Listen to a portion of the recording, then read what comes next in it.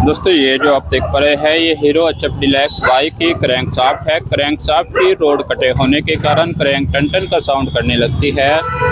इस साउंड को ख़त्म करने के लिए क्रैंकशाफ्ट की रोड को हमें चेंज कराना होता है। ये इसकी ओल्ड रोड है और इसके दोनों साइड के बैरिंगों को हमें चेंज कराना होगा और इसके अंदर की साइड की पिन को हमें चेंज कराना होता है। इसके बाद क्रैंक का जो टन का साउंड है वो सोल्व होगा। क्रैंक को चैम्बर में एडजस्ट करने के लिए इस साइड से क्रैंक को हमें चैम्बर के अंदर की साइड यहाँ पर एडजस्ट करना होता है। तो चलिए क्रैंक को एडजस्ट करके हम आपको दिखाते हैं। देखिए क्रैंक की जो फिटिंग है वो काफ़ी अच्छी तरीके से आ चुकी है और क्रैंक इसकी काफ़ी अच्छी तरीके से वर्क कर रही है। इसके बाद हल्का ऑयल क्रैंक के बैरिंगों में हमें डालना होगा।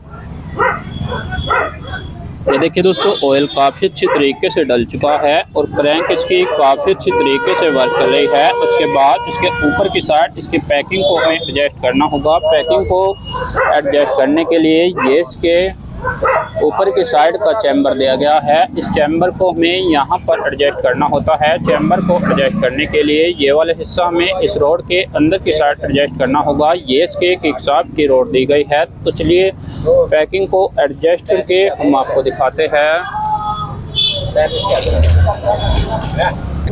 ये देखिए ये इसके ऊपर की साइड का पैकिंग दिया गया है। पैकिंग को हमें यहाँ पर एडजस्ट करना होता है। पैकिंग को एडजस्ट करने के लिए इसके ऊपर की साइड हल्के एनाबॉन्ड का हमें यूज करना होगा ताकि ऑयल लीकेजिंग की प्रॉब्लम न रहे। तो चलिए पैकिंग को एडजस्ट करके हम आपको दिखाते हैं। देखिए एनाबॉन्ड को हमें यहाँ पर लगाना होगा और इसके बाद इसके पैकिंग को एडजस्ट करके हम आपको दिखाते हैं।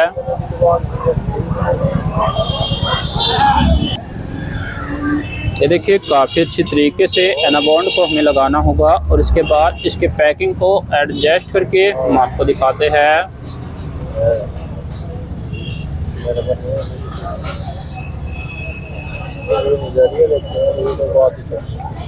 ये देखिए दोस्तों एनाबॉन्ड काफ़ी अच्छी तरीके से लग चुकी है। इसके बाद पैकिंग को हमें यहाँ पर एडजस्ट करना होगा। देखिए पैकिंग की जो फिटिंग है वो काफ़ी अच्छी तरीके से आ चुकी है। इसके बाद यहाँ से इसके पैकिंग को हमें कट करना होता है और इसके बाद आगे की फिटिंग हम आपको बताते हैं।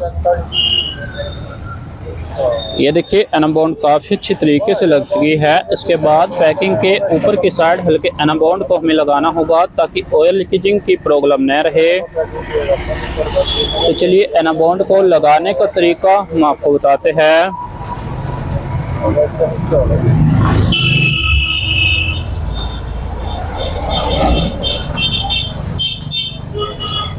ये देखिए दोस्तों एनाबॉन्ड काफ़ी अच्छी तरीके से लग चुकी है। इसके बाद इसके चैम्बर को एडजस्ट करके हम आपको दिखाते हैं। ये देखिए ये इसके ऊपर की साइड का चैम्बर दिया गया है। इस चैम्बर को हमें यहाँ पर एडजस्ट करना होगा। चैम्बर को एडजस्ट करने के लिए यहाँ पर चैम्बर की हमें फिटिंग करनी होती है। तो चलिए चैम्बर को एडजस्ट करके हम आपको दिखाते हैं। देखिए चैम्बर को हमें यहाँ पर एडजस्ट करना होगा। ये देखिए चैम्बर को एडजस्ट करने के लिए इसकी किक की सहायता से इसकी किकशाफ्ट की रोड को हमें घुमाना होता है और यहाँ पर इसके चैम्बर की हमें फिटिंग करनी होगी। तो चलिए चैम्बर को एडजस्ट करके हम आपको दिखाते हैं।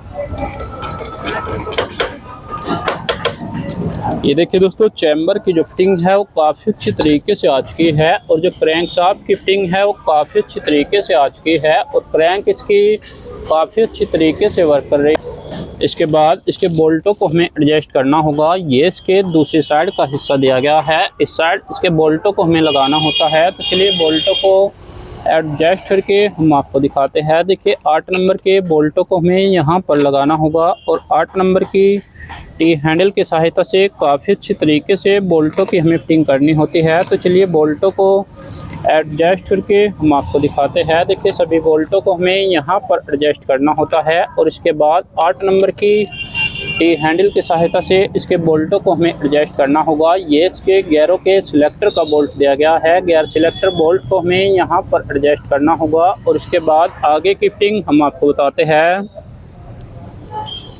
ये देखिए दोस्तों, सभी बोल्टों की जो फिटिंग है वो काफ़ी अच्छी तरीके से आ चुकी है और जो क्रैंकशाफ्ट की फिटिंग है वो काफ़ी अच्छी तरीके से आ चुकी है। दोस्तों जो हीरो HF डीलक्स बाइक के क्रैंकशाफ्ट की फिटिंग का वीडियो था वो कंप्लीट हो चुका है। अगर आपको हमारा वीडियो अच्छा लगा हो तो कृपया करके हमारे चैनल को लाइक शेयर कमेंट और सब्सक्राइब करना न भूलें और साथ ही बेल आइकन की घंटी वाला बटन जरूर दबाएं, जिससे आपको हमारी आने वाली सभी वीडियो के अपडेट मिलते रहे। Thanks for watching this video.